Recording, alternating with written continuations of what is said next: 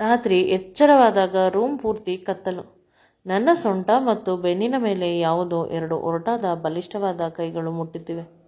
ನಿಧಾನವಾಗಿ ಆ ಎರಡು ಕೈಗಳು ನನ್ನ ಸಂಪೂರ್ಣ ಬೆತ್ತಲಾದ ದೇಹವನ್ನು ಮುಟ್ಟುತ್ತಾ ಇವೆ. ಈಗ ಅವು ನನ್ನ ಎರಡು ಎದೆಗಳನ್ನು ಗಟ್ಟಿಯಾಗಿ ಹಿಡಿದುಕೊಂಡಾಗ ಪ್ರಾಣ ನನಗೆ ಬಾಯಿಗೆ ಬಂದಂತೆ ಆಯಿತು. ಜೋರಾಗಿ ಕಿರುಚೋಣ ಅಂದರೆ ಬಾಯನ್ನು ಗಟ್ಟಿಯಾಗಿ ಹಿಡಿದುಕೊಂಡಿದ್ದಾರೆ. ನನ್ನ ಸಂಪೂರ್ಣವಾದ ದೇಹವನ್ನು ಆ ಕೈಗಳು ಮಲಿನ ಮಾಡುತ್ತಿವೆ. ಆಗ ನೆನಪಾಗಿದ್ದು ಭಾವ. ನನ್ನ ಭಾವ ಈ ಕೆಲಸ ಮಾಡುತ್ತಿದ್ದಾರೆ. ಅಕ್ಕನ ಸಂಸಾರ, ನನ್ನ ಶೀಲ ಹಾಳಾಯಿತು ಅಂತ ಜೋರಾಗಿ ಅಳಲು ಶುರು ಮಾಡಿದೆ. ಆದರೆ ಅಳಲು ಕೂಡ ನನ್ನ ಕೈಯಲ್ಲಿ ಸಾಧ್ಯವಾಗುತ್ತಿಲ್ಲ. ಮುಂದೆ ನನ್ನ ಹೆಸರು ಸುಧಾ, ಅಪ್ಪ ಅಮ್ಮನ ಮುದ್ದಿನ ಮಗಳು. ನನಗೆ ಇಬ್ಬರು ಅಕ್ಕಂದಿರು ಇದ್ದಾರೆ. ಮೊದಲ ಅಕ್ಕನನ್ನು ಸ್ವಂತ ಸೋದರ ಮಾವನಿಗೆ ಕೊಟ್ಟು ಮದುವೆ ಮಾಡಿರುವುದು. ಹಳ್ಳಿಯಲ್ಲಿ ಹೊಲದ ಕೆಲಸವನ್ನು ಮಾಡಿಕೊಂಡಿದ್ದಾರೆ. ಎರಡನೇ ಅಕ್ಕನನ್ನು ಚೆನ್ನಾಗಿ ಓದಿಸಿ ಟೀಚರ್ ಮಾಡಿದ್ದಾರೆ. ಭಾವ ಕೂಡ ಹೈಸ್ಕೂಲ್ ಮಾಸ್ಟರ್. ಇಬ್ಬರ ಜೀವನ ಸುಂದರವಾಗಿದೆ. ನನ್ನ ಎರಡನೇ ಭಾವ ನಾದಿನಿ ತುಂಬ ಚೆನ್ನಾಗಿ ಓದಬೇಕು, ಅವಳನ್ನು ಶ್ರೀಮಂತರ ಮನೆಗೆ ಮದುವೆ ಮಾಡಬೇಕು ಅನ್ನುವ ಆಸೆಯನ್ನು ಇಟ್ಟುಕೊಂಡಿದ್ದರು. ಅಪ್ಪ ಅಮ್ಮ ಅವರ ಮೇಲಿನ ಗೌರವಕ್ಕೆ ನನ್ನನ್ನು ಓದಿಸುತ್ತಿದ್ದರು. ಏಕೆಂದರೆ ನಾನು ತುಂಬ ಸುಂದರಿ. ನಂಟರುಗಳು ನಾನು ದೊಡ್ಡವಳಾದ ದಿನದಿಂದಲೂ ಕೂಡ ನನ್ನನ್ನು ಕೇಳುತ್ತಿದ್ದಾರೆ, ಮದುವೆ ಮಾಡಿಕೊಡಿ, ಯಾವುದೇ ವರದಕ್ಷಿಣೆ ಬೇಡ, ನಾವೇ ಒಡವೆ ಹಾಕಿ ನಿಮ್ಮ ಮಗಳನ್ನು ಮದುವೆ ಮಾಡಿಕೊಂಡು ಹೋಗುತ್ತೇವೆ ಅಂತ. ತುಂಬ ದೊಡ್ಡ ದೊಡ್ಡ ಸಂಬಂಧಗಳು ಬಂತು. ಆದರೆ ನಾನು ಮತ್ತು ನನ್ನ ಅಕ್ಕ ಭಾವ ಒಪ್ಪುತ್ತಿಲ್ಲ.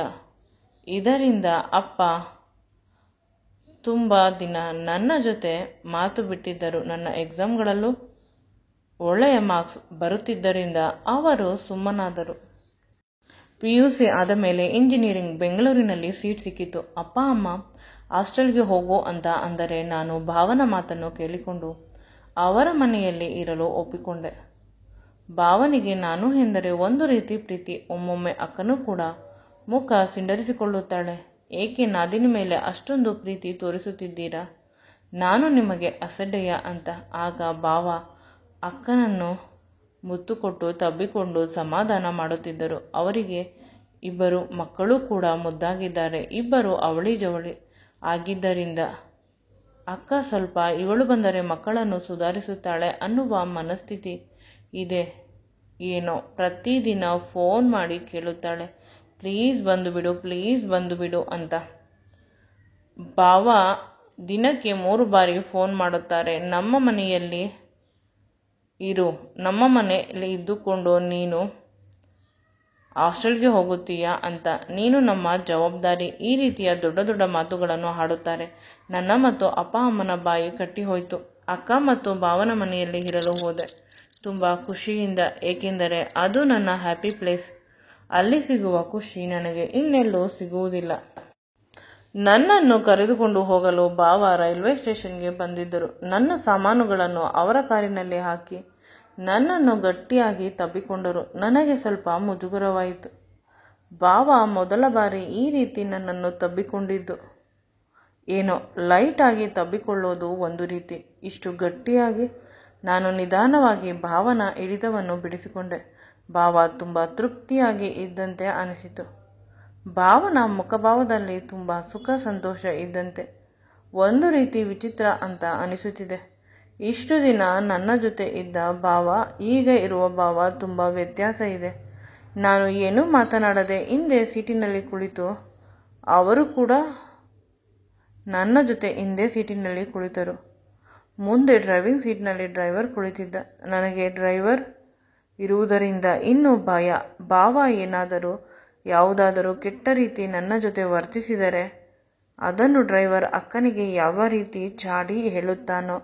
ನಾನು ಅಪ್ಪ ಅಮ್ಮ ಹೇಳಿದಂತೆ ಇಲ್ಲಿ ಬಂದು ತಪ್ಪು ಮಾಡಿದೆ. ಹಾಸ್ಟೆಲ್ಗೆ ಹೋಗಬೇಕಿತ್ತು ಅಂತ ಬಂದ ಸ್ವಲ್ಪ ಸಮಯದಲ್ಲೇ ಸುಧಾಗೆ ಅನ್ನಿಸಲು ಶುರುವಾಯಿತು. ಭಾವ ನಗುತ್ತಲಿದ್ದ, ಕನ್ನಡಿಯನ್ನು ನೋಡಿಕೊಂಡು. ಇತ್ತ ಡ್ರೈವರ್ ಬ್ರೇಕ್ ಹಾಕಿದಾಗ ಭಾವ ನನ್ನ ಮೇಲೆ ಬೀಳುತ್ತಿದ್ದರು. ನನ್ನ ತೊಡೆಯ ಮೇಲೆ ಅವರ ಒರಟು ಕೈಯನ್ನು ಇಟ್ಟರು. ನನಗೆ ಇನ್ನೂ ಮುಜುಗರವಾಗಿ ಅವರ ಕೈಯನ್ನು ಪಕ್ಕ ತಳ್ಳಿದೆ. ನಿಜವಾಗಲೂ ಇವನು ಕಾಮುಕ. ನೀನು ಏನೋ ಈ ರೀತಿ ಹಾಡುತ್ತಿದ್ದಾನೆ ಅಂತ ಅಸಹ್ಯವಾಗುತ್ತಿತ್ತು. ಬಾವಾ ಅಂತ ಹೇಳಿಕೊಳ್ಳಲು ಅಕ್ಕನಿಗೆ ಹೇಳಿ ನಾನು ಹೊರಟು ಹೋಗುತ್ತೇನೆ ಅಂತ ಫೋನನ್ನು ತೆಗೆದುಕೊಂಡೆ. ಅಷ್ಟರಲ್ಲಿ ಮನೆ ಬಂತು. ಹೇಗಿದ್ದರೂ ಮನೆ ಬಂತಲ್ಲ, ಅಕ್ಕನಿಗೆ ಸೂಕ್ಷ್ಮವಾಗಿ ಹೇಳಿ ಹೊರಟು ಹೋಗುತ್ತೇನೆ ಅಂತ ಹೋದ ತಕ್ಷಣ ಅಕ್ಕ ನನ್ನನ್ನು ಗಟ್ಟಿಯಾಗಿ ತಬ್ಬಿಕೊಂಡು ಅಳುತ್ತಿದ್ದಾಳೆ. ಅಪ್ಪ ಅಮ್ಮ ಹಳ್ಳಿಯವರು, ಹಳ್ಳಿಯಲ್ಲಿ ಹೊಲ ಗದ್ದೆ ಕೆಲಸ ಮಾಡಬೇಕು. ಅವರು ಪುನಃ ಬರಲು ಸಾಧ್ಯವಾಗುವುದಿಲ್ಲ. ಮೊದಲ ಅಕ್ಕ ಕೂಡ ಅಷ್ಟೇ. ಹೊಲದಲ್ಲಿ ಕೆಲಸ ಮಾಡಿದರೂ ಊಟ, ಇಲ್ಲವಾದರೆ ಇಲ್ಲ. ಅವಳಿಗೆ ಇರುವ ಒಬ್ಬನೇ ಮಗನನ್ನು ತುಂಬ ಕಷ್ಟಪಟ್ಟು ಅವಳು ಸಾಕುತ್ತಿದ್ದಾಳೆ. ಅವರೆಲ್ಲ ದುಡಿಯಲೇಬೇಕು. ಅದಕ್ಕೆ ನಾನು ಚೆನ್ನಾಗಿ ಓದಿದೆ. ಅವರಿಗೆ ಪ್ರತಿ ತಿಂಗಳು ಊಟ ಬಟ್ಟೆಗೆ ಆಗುವಷ್ಟು ದುಡ್ಡನ್ನು ಕೊಡಬೇಕು ಅನ್ನುವುದು ನನ್ನ ಕನಸಾಗಿದೆ. ಅದಕ್ಕೆ ನಾನು ತುಂಬ ಓದುತ್ತಿರುವುದು. ಆದರೆ ಮನೆಯಲ್ಲಿ ಅದು ಯಾರಿಗೂ ಗೊತ್ತಿಲ್ಲ. ಅಕ್ಕ ಅಳುತ್ತಿದ್ದಾಗ ಭಾವನ ಮುಖವನ್ನು ನೋಡಿದರೆ ಭಾವನ ಮುಖದಲ್ಲಿ ಯಾವುದೇ ರೀತಿಯ ಸಂಕಟವಾಗಲಿ ದುಃಖವಾಗಲಿ ಇರಲಿಲ್ಲ. ಅವರು ನನ್ನ ಸಾಮಾನುಗಳನ್ನು ರೂಮಿಗೆ ಸಾಗಿಸುತ್ತಿದ್ದರು. ಇಷ್ಟೊಂದು ಕಾಳಜಿ ನನಗೆ ನಿಜವಾಗಲೂ ಭಯವಾಗುತ್ತಿದೆ. ಅವರ ಮನಸ್ಸಿನ ಇಂಗಿತವ ಅರ್ಥವಾಗುತ್ತಿದೆ. ಆದರೆ ಇಷ್ಟು ಬೇಗ ಅಷ್ಟು ಒಳ್ಳೆಯವರಾಗಿದ್ದ ಭಾವನನ್ನು ನಾನು ಕೆಟ್ಟದಾಗಿ ಅರ್ಥೈಸುವುದು ಸರಿಯಲ್ಲ. ಏನೋ ಅವರಿಗೆ ಹುಷಾರಿಲ್ಲ ಅಂತ ಹೇಳುತ್ತಿದ್ದಳು. ನಡೆಯಲು ಕೂಡ ನಿಮ್ಮ ಭಾವನೆಗೆ ಸಾಧ್ಯವಾಗುವುದಿಲ್ಲ. ಯಾವಾಗಲೂ ನನ್ನನ್ನು ಹಿಡಿದುಕೊಳ್ಳುತ್ತಾರೆ. ಇಲ್ಲವಾದರೆ ಪ್ರತಿ ಸಲ ಈ ಡ್ರೈವರ್ ಇರಬೇಕು ಅಂತ ಡ್ರೈವರ್ ರಾಜುವನ್ನು ತೋರಿಸಿದರು. ರಾಜು ತುಂಬ ಒಳ್ಳೆಯ ಹುಡುಗ ಅಂತ ಅಕ್ಕ ಹೇಳಿದರು. ಅವಳಿಗೆ ಸ್ವಲ್ಪ ಯಾರಾದರೂ ಚಂದ ಮಾತನಾಡಿದರೆ ಎಲ್ಲರೂ ಒಳ್ಳೆಯವರು ಅಂತ ಅನಿಸುತ್ತದೆ. ಅದೇ ರೀತಿ ಭಾವನನ್ನು ಪ್ರೀತಿಸಿ ಮದುವೆಯಾಗಿದ್ದು ಅಕ್ಕ. ಅವರ ಸ್ಕೂಲ್ನಲ್ಲಿ ಕೆಲಸ ಮಾಡುವ ಟೀಚರ್ ಅಂತ. ನಂತರ ಭಾವನಿಗೆ ಪ್ರಮೋಷನ್ ಆಗಿ ಬೇರೆ ಸ್ಕೂಲ್ಗೆ ಹೋದರು. ಇನ್ನೂ ತುಂಬ ಕಷ್ಟವಾಗುತ್ತಿದೆ. ಅಕ್ಕನಿಗೆ ಮಕ್ಕಳನ್ನು ನೋಡಿಕೊಳ್ಳಲು ನಾನು ಸಹಾಯ ಮಾಡುತ್ತೇನೆ ಅಂತ ಒಳಗೆ ಹೋದೆ. ಭಾವ ನನ್ನ ಹಿಂದೆ ಬಂದರು. ನಿನಗೆ ಏನಾದರೂ ಬೇಕಾದರೆ ಸಂಕೋಚವಿಲ್ಲದೆ ಹೇಳು ಅಂತ ನಗುತ್ತಿದ್ದರು. ಹಿಂದೆ ಅಕ್ಕ ಕೂಡ ಬಂದಳು. ಬಾ ತಿಂಡಿ ತಿನ್ನುವೆ ಅಂತ. ನಾನು ಬೇಡ ಅಂದರೂ ನನ್ನ ಕೈಯನ್ನು ಹಿಡಿದುಕೊಂಡು ಕರೆದುಕೊಂಡು ಹೋದಳು. ತಿಂಡಿ ತಿನ್ನಬೇಕಾದರೂ ನನ್ನ ಕಾಲನ್ನು ಅವರ ಕಾಲಿಂದ ಸವರುತ್ತಿದ್ದರು. ನಾನು ಅಕ್ಕ, ನನಗೆ ವಾಂತಿ ಬರುತ್ತಿದೆ. ಟ್ರೈನ್ನಲ್ಲಿ ಜರ್ನಿ ಮಾಡಿದ್ದರಿಂದ ಹೊಟ್ಟೆ ಸರಿಗಿಲ್ಲ, ತಿಂಡಿ ಬೇಡ, ನೀವು ತಿಂದುಕೊಳ್ಳಿ ಅಂತ ರೂಮಿಗೆ ಹೋಗಿ ಬಾಗಿಲನ್ನು ಹಾಕಿಕೊಂಡು ಮಲಗಿದೆ. ನಿದ್ರೆ ಬರುತ್ತಿಲ್ಲ. ಆದರೆ ನನಗೆ ಇದನ್ನೆಲ್ಲ ಮರೆಯಲು ಸ್ವಲ್ಪ ಸಮಯ ಬೇಕು ಅಂತ ಅನಿಸುತ್ತಿದೆ. ಈ ಭಾವನಾತ್ಮಕ ಭಾವನನ್ನು ಅರಗಿಸಿಕೊಳ್ಳಲು ಸಾಧ್ಯವಾಗುತ್ತಿಲ್ಲ. ಅಕ್ಕನ ಸಂಸಾರ ಹಾಳಾದರೆ ಅವಳ 2 ಮಕ್ಕಳ ಗತಿ ಏನು? ಅವಳು ಮತ್ತು ನನ್ನ ಮತ್ತು ಮೊದಲನೇ ಅಕ್ಕನ ರೀತಿ ಸ್ಟ್ರಾಂಗ್ ಅಲ್ಲ, ತುಂಬ ಸಾಫ್ಟ್. ಏನೇ ಆದರೂ ಹೆದರಿಕೊಳ್ಳುತ್ತಾಳೆ. ಸ್ವಲ್ಪ ಯಾರಾದರೂ ಜೋರಾಗಿ ಮಾತನಾಡಿದರೂ ಅಳಲು ಶುರು ಮಾಡುತ್ತಾಳೆ. ಏನು ಮಾಡಬೇಕು ಅಂತ ತಿಳಿಯುತ್ತಿಲ್ಲ. ಆದರೆ ಏನಾದರೂ ಮಾಡಲೇಬೇಕು. ನಾನು ಇದೇ ರೀತಿ ನಿದ್ರೆಗೆ ಹೊರಟು ಹೋಗಿದ್ದೇನೆ. ಈ ಯೋಚನೆಗಳನ್ನು ಮಾಡಿಕೊಂಡು ಯಾರೋ ಬಾಗಿಲನ್ನು ಬಡಿಯುತ್ತಿದ್ದಾರೆ. ನನಗೆ ಭಯವಾಯಿತು. ನಾನು ತುಂಬ ಸಾವರಿಸಿಕೊಂಡು ಅಷ್ಟರಲ್ಲಿ ಅಕ್ಕ, ಊಟ ಏನು ಮಾಡುವುದಿಲ್ಲವೇ? ಅಮ್ಮ 2 ಬಾರಿ ಫೋನ್ ಮಾಡಿದ್ದರು, ನೀನು ಫೋನ್ ಎತ್ತಿಲ್ಲವಂತೆ. ಕೊನೆಗೆ ನನ್ನ ನಂಬರಿಗೆ ಕಾಲ್ ಮಾಡಿದ್ದಾರೆ ಅಂತ ಅಕ್ಕ ಹೇಳಿದಾಗ ನಾನು ತರಾತುರಿಯಲ್ಲಿ ಇದ್ದು ಫೋನನ್ನು ನೋಡಿಕೊಂಡೆ. ನಿಜ, ಅಪ್ಪ ಅಮ್ಮ 2 ಬಾರಿ ಕಾಲ್ ಮಾಡಿದ್ದಾರೆ. ನಂತರ ಬಾಗಿಲನ್ನು ತೆಗೆದು ಅಕ್ಕನಿಗೆ ಸಾರಿ ಕೇಳಿದೆ. ನಿದ್ರೆ ಚೆನ್ನಾಗಿ ಮಾಡಬೇಕಿತ್ತು ಅಂತ. ಅಕ್ಕ, ಪರವಾಗಿಲ್ಲ, ಅಪ್ಪ ಅಮ್ಮನ ಜೊತೆ ಮಾತನಾಡು, ಅವರು ತುಂಬ ಹೆದರಿಕೊಂಡಿದ್ದಾರೆ ಅಂತ ಹೇಳಿ ಊಟ ಮಾಡಲು ಬಾ, ಬೆಳಿಗ್ಗೆ ಸರಿಯಾಗಿ ತಿನ್ನದೆ ಹೋದೆ ಅಂತ ಹೇಳಿದರು. ನಾನು ಅಪ್ಪ ಅಮ್ಮನ ಜೊತೆ ಮಾತನಾಡಿದೆ. ಅಮ್ಮ ತುಂಬ ಕಾಳಜಿಯಿಂದ ಹೇಳುತ್ತಿದ್ದಾಳೆ, ಭಾವನ ಮನೆ ಅಲ್ಲಿ ಹುಷಾರು, ಜಾಸ್ತಿ ಮಾತನಾಡಬೇಡ ಭಾವನ ಜೊತೆ ಅಂತ. ನೀನೆಷ್ಟೋ ನಿನ್ನ ಕೆಲಸವಾಯಿತು. ನಿನ್ನ ಅಕ್ಕ ಲೇಟಾಗಿ ಬರುತ್ತಾಳೆ ಮನೆಗೆ ಅಂದರೆ ಅವತ್ತು ನೀನು ಕೂಡ ಲೇಟಾಗಿ ಬಾ. ಭಾವ ಮನೆಯಲ್ಲಿ ಇದ್ದಾಗ ಅಕ್ಕ ಮನೆಯಲ್ಲಿ ಇಲ್ಲದೆ ಹೋದರೆ ನೀನು ಇರಬಾರದು ಅಂತ ಈ ರೀತಿಯ ಬೋಧನೆಗಳನ್ನು ಮಾಡುತ್ತಿದ್ದಳು. ನಾನು ಅಕ್ಕನ ಮನೆಗೆ ಬರುವ ಮುಂಚಿನ ದಿನಗಳಲ್ಲಿ ಅಮ್ಮ ಹೇಳುತ್ತಿದ್ದಳು.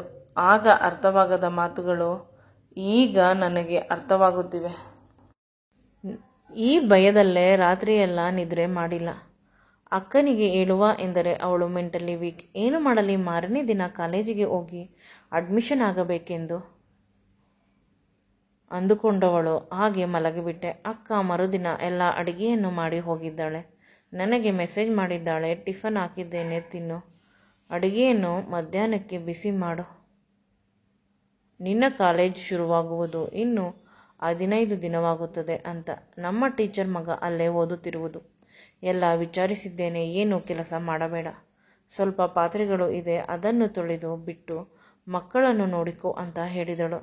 ಒಮ್ಮೊಮ್ಮೆ ನನಗೆ ಇಲ್ಲಿ ಒಬ್ಬಳೇ ಇರಲು ಭಯವಾಗುತ್ತಿದೆ. ಭಾವ ಕೂಡ ಕೆಲಸಕ್ಕೆ ಹೋಗುವುದರಿಂದ ಸ್ವಲ್ಪ ಸಮಾಧಾನ. ಅಷ್ಟರಲ್ಲಿ ಕಿಟಕಿಯಿಂದ ಡ್ರೈವರ್ ಬಂದು, ಮೇಡಮ್ ಏನಾದರೂ ಬೇಕಾದರೆ ನನ್ನನ್ನು ಒಂದೇ ಒಂದು ಸಲ ಕರೆಯಿರಿ, ನನ್ನ ಹೆಸರು ರಾಜು ಅಂತ ಕರೆದ ತಕ್ಷಣ ಬಂದು ನಿಮಗೆ ಸಹಾಯ ಮಾಡುತ್ತೇನೆ. ಅಂಗಡಿಗೆ ಹೋಗಿ ಏನಾದರೂ ತರಕಾರಿ ತಂದು ಕೊಡಬೇಕಾ ಅಂತ ಕೇಳಿದರು. ನಾನು ಏನೂ ಬೇಡ ಅಂತ ತಲೆ ಅಲ್ಲಾಡಿಸಿದೆ. ನಂತರ ಮಕ್ಕಳನ್ನು ನೋಡಿ ತುಂಬ ಸಮಯ ಆಯಿತು. ಹೊಟ್ಟೆ ಹಸಿವು ಆಗುತ್ತಿದೆ, ಏನಾದರೂ ಮಾಡಬೇಕು ಅಂತ ಅಂದುಕೊಂಡು ಅಡುಗೆ ಮನೆಗೆ ಹೋದೆ. ತಿಂಡಿ ಅಡಿಗೆ ಎಲ್ಲವನ್ನು ನೀಟಾಗಿ ಅಕ್ಕ ಮಾಡಿ ಹೋಗಿದ್ದಾಳೆ. ಅಕ್ಕ ಹೇಳಿದಂತೆ 2-3 ಪಾತ್ರೆ ಅಷ್ಟೇ ಇರುವುದು. ಭಾವ ಮಾಡಿದ್ದರೇನೋ ಅಂತ ಅಂದುಕೊಂಡೆ. ಭಾವ ಅಕ್ಕನಿಗೆ ಸ್ವಲ್ಪ ಕೂಡ ಸಹಾಯ ಮಾಡುವುದಿಲ್ಲ. ಅವಳು ಎಷ್ಟು ಕೆಲಸ ಮಾಡಿದರೂ ಕೂಡ ಮಾಡಿಸುತ್ತಾರೆ ಅಂತ ಅನಿಸುತ್ತದೆ. ಅವನ್ನೆಲ್ಲ ಕ್ಲೀನ್ ಮಾಡಿ ಸ್ನಾನ ಮಾಡಿ ಟಿಫನ್ ಮಾಡಿದೆ. ನಂತರ ಮಕ್ಕಳು ಅಳಲು ಶುರು ಮಾಡಿದರು. ಅವರಿಗೆ ಅಕ್ಕ ಹೇಳಿದ ಹಾಗೆ ಬಾಟಲ್ನಲ್ಲಿ ಫೀಡ್ ಮಾಡಲು ಶುರು ಮಾಡಿದೆ ಹಾಲನ್ನು. ಒಂದು ಮಲಗಿದ ತಕ್ಷಣ ಇನ್ನೊಂದು ಹೇಳಲು ಶುರುವಾಯಿತು. ನಾನು ಊರಿನಲ್ಲಿ ಇದ್ದಾಗ ಅಕ್ಕ ಒಂದು ಹುಡುಗಿಯನ್ನು ಇಟ್ಟುಕೊಂಡಿದ್ದಳಂತೆ ಕೆಲಸಕ್ಕೆ. ಅವಳು ಮಕ್ಕಳನ್ನು ಸರಿಯಾಗಿ ನೋಡಿಕೊಳ್ಳದೆ ಒಂದು ಮಗುವನ್ನು ಅಕ್ಕ ಆಸ್ಪತ್ರೆಯಲ್ಲಿ ಅಡ್ಮಿಟ್ ಮಾಡಿದ್ದಳಂತೆ. ಅಷ್ಟು ಕಷ್ಟ ಆಗಿಬಿಟ್ಟಿತ್ತು. ಭಾವನ ಕಡೆಯವರು ಯಾವುದೇ ಕಾರಣಕ್ಕೂ ಸಹಾಯ ಮಾಡಲು ಬರುವುದಿಲ್ಲ. ಕೇವಲ ತಿನ್ನಲು ಉಣ್ಣಲು ಬರುತ್ತಾರೆ. ಕಷ್ಟದ ಸಮಯದಲ್ಲಿ ಸಹಾಯ ಏನು ಮಾಡುವುದಿಲ್ಲ.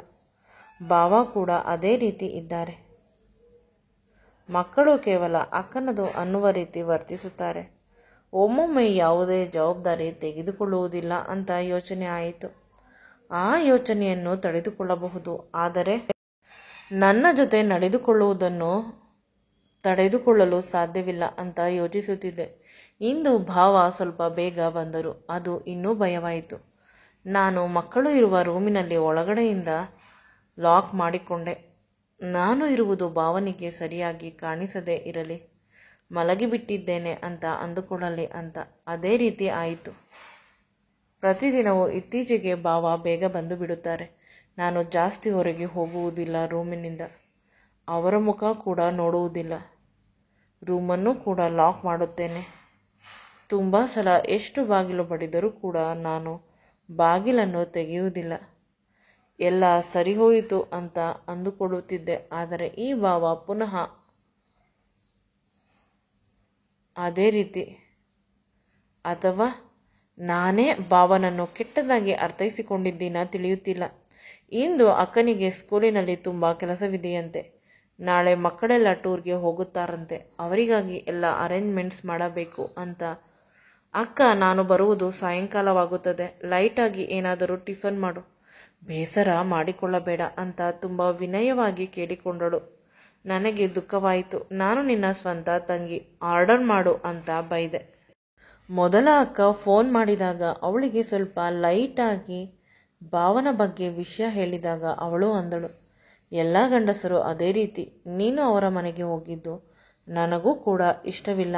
ಆದರೆ ನಿನ್ನ ಅಕ್ಕನಿಗೆ ಸ್ಕೂಲಿನಲ್ಲಿ ತುಂಬ ಕಷ್ಟ, ಕೆಲಸವಿದೆಯಂತೆ, ಮಕ್ಕಳನ್ನು ನೋಡಿಕೊಳ್ಳುವುದು ಕಷ್ಟ. ಅದಕ್ಕಾಗಿ ಪದೇ ಪದೇ ನನ್ನನ್ನು ಬೇಡಿಕೊಂಡಳು. ಅಕಸ್ಮಾತ್ ಭಾವ ನಿಜವಾಗಲೂ ಏನಾದರೂ ಕೆಟ್ಟವನಾದರೆ ನನ್ನ ತಂಗಿಗೆ, ಅಂದರೆ ನಿನ್ನ ಅಕ್ಕ ಸವಿತಾಗೆ ಅವನಿಂದ ಡೈವರ್ಸ್ ಕೊಟ್ಟು ಬಿಡೋಣ. ಸ್ವಲ್ಪ ದಿನವಾದ ಮೇಲೆ ಬೇರೆ ಹುಡುಗನ ಜೊತೆ ಮದುವೆ ಮಾಡಿದರೆ ಆಯಿತು. ಅವನ ಕಾಮುಕನ ಒಂದು ಸರಿ ನೀನು ಗಮನಿಸು. ನಾವುಗಳು ಜಾಸ್ತಿ ಅವಳನ್ನು ನೋಡಲು ಹೋಗುವುದಿಲ್ಲ. ಅವಳಿಗೆ ಅಪ್ಪ ಅಮ್ಮನ ಮನೆಯಿಂದ ಏನು ಸಹಾಯವಿಲ್ಲ ಅಂತ ಸವಿತಾಳನ್ನು ಕೆಟ್ಟದಾಗಿ ನಡೆಸಿಕೊಂಡರೆ ಅವನಿಗೆ ನಮ್ಮ ಊರು ಜನಗಳು ಬಂದು ಕೆಟ್ಟ ಶಾಸ್ತಿ ಮಾಡುತ್ತೇವೆ ಅಂತ ಅಕ್ಕ ಹೇಳಿದಾಗ ನನಗೆ ಸ್ವಲ್ಪ ಧೈರ್ಯ ಬಂದಂತಾಯಿತು. ಅಕ್ಕ ಹೇಳುತ್ತಾಳೆ, ಆದರೆ ನನ್ನ ಎರಡನೇ ಅಕ್ಕ ಸವಿತಾ ಅದನ್ನೆಲ್ಲ ಅರಗಿಸಿಕೊಳ್ಳಬೇಕು ಅಲ್ಲವೇ? ಅವಳು ಒಪ್ಪಿಕೊಂಡರೆ ಅಲ್ಲವೇ ಅವನು ಈ ಸಂಸಾರದಿಂದ ಮುಕ್ತಿ ಪಡೆದುಕೊಳ್ಳುವುದು. ಅಂದಾಗ ನನಗೆ ಈಗಲೂ ಭಯ, ನನ್ನಿಂದ ಏನಾದರೂ ಈ ಸಂಸಾರ ಒಡೆಯುತ್ತಿದೆಯಾ ಅಂತ. ಅಷ್ಟರಲ್ಲಿ ಮಕ್ಕಳು ಜೋರಾಗಿ ಅಳಲು ಶುರು ಮಾಡಿದರು. ನಾನು ಭಯದಿಂದ ಅವರನ್ನು ಸಮಾಧಾನ ಮಾಡಲು ಹೋದೆ. 2 ಮಕ್ಕಳು ಪರಸ್ಪರ ಕಿತ್ತಾಡುತ್ತಿದ್ದಾರೆ. ಇನ್ನು ಭಯವಾಯಿತು ನನಗೆ. ವಿಧಿಯಿಲ್ಲದೆ ನಾನು ತುಂಬ ಸಮಾಧಾನದಿಂದ ಅವರಿಬ್ಬರನ್ನು ಸಮಾಧಾನ ಮಾಡಿದೆ. ಆದರೂ ಕೂಡ ಮನಸ್ಸು ಭಾರ. ನನ್ನ ಅಕ್ಕನನ್ನು ನೆನೆಸಿಕೊಂಡು ದುಃಖವಾಗುತ್ತದೆ. ಕಷ್ಟಪಟ್ಟು ಓದಿ ಕೆಲಸಕ್ಕೆ ಸೇರಿಕೊಂಡಳು. ನಮ್ಮ ಊರಿನಲ್ಲಿ ಒಳ್ಳೆ ಒಳ್ಳೆ ಹುಡುಗರು ಇದ್ದಾರೆ. ಅವರಲ್ಲಿ ಯಾರನ್ನಾದರೂ ಮದುವೆ ಮಾಡಿದರೆ ನಮ್ಮ ಮನೆ ಚೆನ್ನಾಗಿರುತ್ತಿತ್ತೇನೋ. ಈ ಭಾವ ಏನಕ್ಕೂ ಸಹಾಯ ಮಾಡುವುದಿಲ್ಲ ಅಂತ ಯೋಚಿಸುತ್ತಿದ್ದವಳು. ಮಕ್ಕಳನ್ನು ಮಲಗಿಸುತ್ತಾ ನಾನು ಅವರ ಜೊತೆ ಮಲಗಿಬಿಟ್ಟೆ. ನನಗೆ ಎಚ್ಚರವೇ ಇಲ್ಲ. ನನಗೆ ಎಚ್ಚರವಾದಾಗ ಯಾರೋ ನನ್ನ ಸೊಂಟವನ್ನು ಸವರುತ್ತಿದ್ದಾರೆ. ಅವರು ಹೊಟ್ಟೆಯ ಬಳಿ ಕೂಡ ಕೈಯನ್ನು ತಂದಿದ್ದಾರೆ. ಕತ್ತಲೆ, ಯಾರೋ ಅಂತ ತಿಳಿಯುತ್ತಿಲ್ಲ. ನಾನು ಕಿರುಚಬೇಕು ಅಂತ ಅಂದುಕೊಂಡರೆ ನನ್ನ ಬಾಯನ್ನು ಮುಚ್ಚಿದ್ದಾರೆ. ಅವರ ಕೈಯನ್ನು ನನ್ನ ದೇಹದ ಮೇಲೆಲ್ಲ ಆಡಿಸುತ್ತಿದ್ದಾರೆ. ಈಗ ನಿಜವಾಗಲೂ ನನಗೆ ಭಯವಾಗುತ್ತಿದೆ. ಅಷ್ಟೇ ಅಲ್ಲ, ನನ್ನ ಮೈಯನ್ನು ಆಡಿಸುತ್ತಾ ಇದ್ದಾಗಲೂ ಕೂಡ ಸಡನ್ನಾಗಿ ನನ್ನ ಎದೆಗಳನ್ನು ಆ ಕೈಗಳು ಹಿಡಿದುಕೊಂಡಾಗ ಪ್ರಾಣ ಬಾಯಿಗೆ ಬಂದಂತೆ ಆಯಿತು. 2 ಒರಟಾದ ಬಿಸಿ ಕೈಗಳು ನನ್ನ ದೇಹವನ್ನು ಸಂಪೂರ್ಣವಾಗಿ ಮುಟ್ಟುತ್ತಿವೆ. ಸಡನ್ನಾಗಿ ಭಾವ ನೆನಪಾದರು. ಅಯ್ಯೋ, ನಾನು ಬಾಗಿಲು ಹಾಕಿಲ್ಲವೇನೋ. ಇದೆಲ್ಲವನ್ನು ಭಾವ ಮಾಡುತ್ತಿರುವುದು. ನನ್ನ ಜೀವನ ಹಾಳಾದರೆ ನಾನು ಅಕ್ಕನಿಗೆ, ಅಪ್ಪ ಅಮ್ಮನಿಗೆ ಹೇಗೆ ಮುಖ ತೋರಿಸಲಿ? ಚಿಕ್ಕಂದಿನಿಂದ ನಾನು ಪ್ರೀತಿ ಮಾಡುತ್ತಿರುವ ನನ್ನ ಅತ್ತೆ ಮಗ ಕಿರಣ್ಗೆ ಹೇಗೆ ಮುಖ ತೋರಿಸಲಿ ಅಂತ ಅಳು ಬಂತು. ಅಳಲು ಕೂಡ ಆಗುತ್ತಿಲ್ಲ. ಬಾಯನ್ನು ಗಟ್ಟಿಯಾಗಿ ಹಿಡಿದುಕೊಂಡಿದ್ದಾನೆ. ಅವನ ಕೈಗಳ ಆರ್ಭಟ ನನ್ನ ದೇಹದ ಮೇಲೆ ಜಾಸ್ತಿ ಆಗುತ್ತಿದೆ. ನನ್ನ ಮೈ ಮೇಲೆ ಬಟ್ಟೆ ಸರಿಯಾಗಿ ಇಲ್ಲ. ಕತ್ತಲೆ ಆಗಿದ್ದರಿಂದ ನನಗೆ ಯಾರೋ ಅಂತ ತಿಳಿಯುತ್ತಿಲ್ಲ. ಅಕ್ಕನಿಗೆ ಸಹಾಯ ಮಾಡಬೇಕು ಅಂತ ಅಂದುಕೊಂಡಿದ್ದರಿಂದ ನನ್ನ ಜೀವನ ಹಾಳಾಗಿ ಹೋಯಿತು. ಭಾವ ಆ ರೀತಿ ಅವರು ಅಂತ ತಿಳಿದು ನಾನು ಆಗಲೇ ಬಿಟ್ಟು ಹೊರಟು ಹೋಗಿದ್ದರೆ ಇಂದು ನಾನು ಒಂದು ಹೆಂಡತಿಯಾಗಿ ಮಕ್ಕಳಿಗೆ ಅಮ್ಮನಾಗಿ ಮುಂದಿನ ಬದುಕನ್ನು ಸಾಗಿಸುತ್ತಿದ್ದೆ. ಇನ್ನು ಆ ಸೌಭಾಗ್ಯ ಇಲ್ಲವೇನೋ. ಈ ಎಂಜಲು ದೇಹವನ್ನು ಕಿರಣ್ಗೆ ಹೇಗೆ ಅರ್ಪಿಸಲಿ ಅಂತ ಮನಸ್ಸಿನಲ್ಲಿ ಜೋರಾಗಿ ಅಳುತ್ತಿದ್ದಾಳೆ. ಕತ್ತಲೆಯಲ್ಲಿ ತನ್ನನ್ನು ಮುಟ್ಟುತ್ತಿರುವ, ತನ್ನ ದೇಹದ ಜೊತೆ ಆಟ ಆಡುತ್ತಿರುವ ಆ ಮನುಷ್ಯನನ್ನು ಕಂಡುಕೊಳ್ಳಬೇಕು ಅಂತ ಪ್ರಯತ್ನಿಸಿದರು. ಆಗುತ್ತಿಲ್ಲ. ಅಷ್ಟು ಬಲಿಷ್ಠವಾದವನು. ಕಾರಿನಲ್ಲಿ ಒಮ್ಮೆ ಭಾವ ನನ್ನನ್ನು ಮುಟ್ಟಿದರು. ಈ ಸ್ಪರ್ಶ ಭಾವನದೇ ಅಂತ ಕನ್ಫರ್ಮ್ ಆಯಿತು.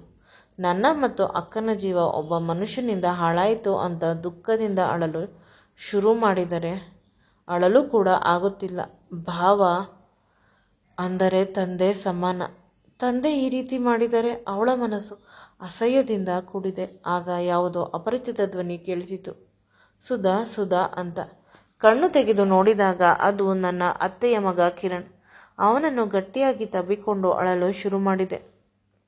ನೀನು ಹೇಗೆ ಇಲ್ಲಿ ಬಂದೆ? ನನಗೆ ಹೇಳಲಿಲ್ಲ ಅಂತ ಕೇಳಿದಾಗ ನೀನು ಭಯದಿಂದ ನಡುಗುತ್ತಾ ಮಲಗಿದ್ದೆ. ಆಗ ಬಂದಿದ್ದು. ಅಕ್ಕ, ಸಡನ್ನಾಗಿ ಕರೆಂಟ್ ಹೋಯಿತು. ನಿನಗೆ ಕರೆಂಟ್ ಅಂದರೆ ಭಯ ಅಲ್ಲವೇ? ಮಳೆ ಜೋರಾಗಿ ಬಂದಿದ್ದರಿಂದ ವಾತಾವರಣ ತಣ್ಣಾಗಿ ಇತ್ತು. ಅದಕ್ಕೆ ನಿನ್ನ ದೇಹವನ್ನು ಬಿಸಿ ಮಾಡಲು ಈ ಎಣ್ಣೆಯನ್ನು ಅಕ್ಕ ಕೊಟ್ಟಿದ್ದಾಳೆ. ಇದನ್ನು ಹಚ್ಚಿ ಕಾಲಿಗೆ ಮತ್ತು ಸೊಂಟಕ್ಕೆ ಮಸಾಜ್ ಮಾಡು ಅಂದಳು. ಚಳಿ ಕಡಿಮೆ ಆಗುತ್ತದೆ ಅಂತ. ನಿನಗೆ ತುಂಬ ಚಳಿ, ಅದು ನನಗೆ ಗೊತ್ತಿಲ್ಲವೇ? ನನ್ನ ದೇಹದಿಂದ ಬಿಸಿ ಮಾಡೋಣ ಅಂದರೆ ಮದುವೆ ಆಗುವವರೆಗೂ ಏನೂ ಬೇಡ ಅಂತ ಹೇಳುತ್ತೀಯ. ಅದಕ್ಕೆ ಕೈಗಳಿಂದ ಮಾಡಿದೆ ಅಂದಾಗ ನಾನು ಬೆಚ್ಚಿದೆ. ನೀನು ಅಂತ. ಅಮ್ಮ, ತಾಯಿ, ನಾನೇನು ನೋಡಿಲ್ಲ. ಆದರೆ ನೀನು ಚಳಿಯಿಂದ ನಡುಗುತ್ತಿದ್ದೆ. ನಿನ್ನ ಅಕ್ಕ ಭಾವ ಮಕ್ಕಳ ವಿಷಯಕ್ಕೆ ಜಗಳ ಮಾಡುತ್ತಿದ್ದರು. ಏನೋ ನಿನಗೆ ಎಚ್ಚರ ಆಗುತ್ತದೆ ಅಂತ ಭಯದಿಂದ ಮಸಾಜ್ ಮಾಡುತ್ತಿದ್ದೆ. ನಿಜವಾಗಲೂ ನಾನು ನೋಡಿಲ್ಲ. ಆದರೆ ನಿನ್ನ ದೇಹ ಎಷ್ಟೊಂದು ಮುಟ್ಟಬೇಕಾದಾಗ ನನಗೂ ಕೂಡ ಆಸೆಯಾಯಿತು ನಿನ್ನನ್ನು ಮದುವೆ ಮಾಡಿಕೊಳ್ಳಬೇಕು ಅಂತ. ಆದರೆ ನಮ್ಮಿಬ್ಬರ ಮದುವೆ ಆಗಿಲ್ಲ. ಅದರ ಜೊತೆಗೆ ನಿನಗೆ ಎಚ್ಚರವಿರಲಿಲ್ಲ. ಎಚ್ಚರವಿಲ್ಲದೆ ಇದ್ದಾಗ ನಿನ್ನ ಜೊತೆ ನಾನು ಸುಖವನ್ನು ಹೇಗೆ ಅನುಭವಿಸುವುದು ಅಲ್ಲವೇ ಅಂತ ಅವನು ಹೇಳಿದ. ಆಗ ದೊಡ್ಡಕ್ಕ ಹೇಳಿದ ಮಾತು, ನಿನ್ನಪ್ಪ ಗಂಡು ಮಕ್ಕಳೆಲ್ಲ ಪಾಪದ ರೀತಿ ಇರುತ್ತಾರೆ, ಆದರೆ ಅವರೆಂದು ಪಾಪದವರು ಅಲ್ಲ ಅಂತ. ಕೊನೆಗೆ ನಾನು ಮಲಗಬೇಕು ಅಂತ ಹೇಳಿದೆ. ಅವನು ಕೆಳಗೆ ಮಲಗಿದ್ದ, ನಾನು ಮೇಲೆ ಮಲಗಿದೆ. ಆಗ ಅವನು ಹೇಳುತ್ತಾನೆ, ನನಗೆ ಕೆಲಸ ಸಿಕ್ಕಿದೆ, ತಿಂಗಳಿಗೆ 1 ಲಕ್ಷ ಸಂಬಳ, ಬೇರೆ ಮನೆ ಮಾಡುತ್ತೇನೆ, ಅಲ್ಲಿಯವರೆಗೂ ಇಲ್ಲೇ ಇರುವೆ ಅಂದಾಗ ನನಗೆ ಸ್ವಲ್ಪ ಸಮಾಧಾನವಾಯಿತು. ಇವನು ಇದ್ದಾನೆ, ಭಾವ ನನ್ನನ್ನು ಏನೂ ಮಾಡುವುದಿಲ್ಲ ಅಂತ. ಬೆಳಗಾದಾಗ ಅಕ್ಕ ನನ್ನನ್ನು ಕರೆದು ಹೇಳಿದಳು, ನಿನ್ನ ಭಾವ ವಾಕಿಂಗ್ಗೆ ಹೋಗಿದ್ದಾರೆ, ಸ್ವಲ್ಪ ಕಿರಣ್ ಕೈಯಿಂದ ಎದುರಿಸು ಅವರಿಗೆ, ನನ್ನ ಮೇಲೆ ಭಯ ಭಕ್ತಿ ಇಲ್ಲದ ರೀತಿ ಆಗಿದೆ ಅಂತ ಹೇಳಿದಳು ಅಳುತ್ತ. ನನಗೆ ಅವಳ ಕಷ್ಟ ತಿಳಿಯುತ್ತದೆ. ಎಲ್ಲ ಕಡೆ ಕಿರಣನ್ನು ಹುಡುಕಿದರೂ ಕಿರಣ್ ಸಿಗೋದಿಲ್ಲ. ಸ್ವಲ್ಪ ಸಮಯಕ್ಕೆ ಕಿರಣ್ ಮತ್ತು ನನ್ನ ಭಾವ ಇಬ್ಬರು ಕೈಯನ್ನು ಹಿಡಿದುಕೊಂಡು ಮನೆ ಕಡೆ ಬರುತ್ತಿದ್ದಾರೆ. ಈಗ ನಿಜವಾಗಲೂ ಭಯವಾಯಿತು. ಭಾವ ತನ್ನ ಬುದ್ಧಿಯನ್ನು ಕಿರಣ್ಗೆ ಕಳಿಸಿಬಿಟ್ಟಿದ್ದರೆ ಕಿರಣ್ ತುಂಬ ಒಳ್ಳೆಯವನು ಅಂತ. ಬಂದವರು ನನ್ನ ಅಕ್ಕನ ಕೈಯನ್ನು ಹಿಡಿದುಕೊಂಡು ರಾತ್ರಿ ಆಗಿದ್ದಕ್ಕೆ ನನ್ನನ್ನು ಕ್ಷಮಿಸು ಅಂತ ತುಂಬ ಪಾಪದ ರೀತಿ ಕೇಳಿಕೊಂಡರು. ಅಷ್ಟೇ ಅಲ್ಲ, ನನ್ನ ಕಡೆ ಪಶ್ಚಾತ್ತಾಪದ ಕಣ್ಣುಗಳಲ್ಲಿ ನನ್ನನ್ನು ನೋಡಿದರು. ಇಷ್ಟೊಂದು ಬದಲಾವಣೆ ಒಂದೇ ಒಂದು ರಾತ್ರಿಯಲ್ಲಿ ಹೇಗೆ ಸಾಧ್ಯ?